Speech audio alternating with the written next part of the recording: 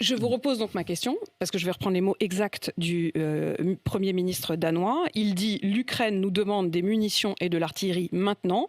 Nous, le Danemark, avons décidé de transférer all our artillery, toute notre artillerie et toutes nos munitions à l'Ukraine. » Vous estimez que la France devrait faire de même? Ce que j'estime, c'est que la France devrait augmenter ses capacités de production. Mais est-ce qu'on doit donner les munitions qu'on a aujourd'hui? On ne va pas livrer toutes nos munitions. Par contre, ce qu'on va faire, ce qu'on devrait faire, si on avait un leadership courageux qui comprend les enjeux, eh bien, on devrait aujourd'hui passer en mode économie de guerre sur la production. On devrait passer des contrats à long terme avec nos industriels, ce qui n'est toujours pas fait.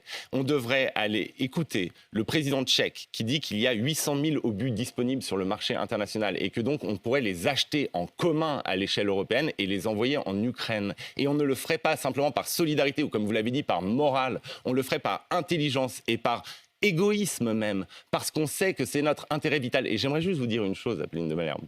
Si nous ne le faisons pas maintenant et que le front ukrainien s'effondre, les questions que nous devrons nous poser dans 1 an ou dans 2 ans seront infiniment plus douloureuses que celles que vous me posez. Les questions qu'on devra se poser, c'est quel type d'homme on envoie crever en Lettonie. Ce sera ça les questions qu'on devra se poser. Donc si vous voulez vous éviter ces questions, si vous voulez vous éviter que des soldats français aient à crever, eh bien, il faut aujourd'hui aider ceux qui crèvent pour nous autant que pour eux.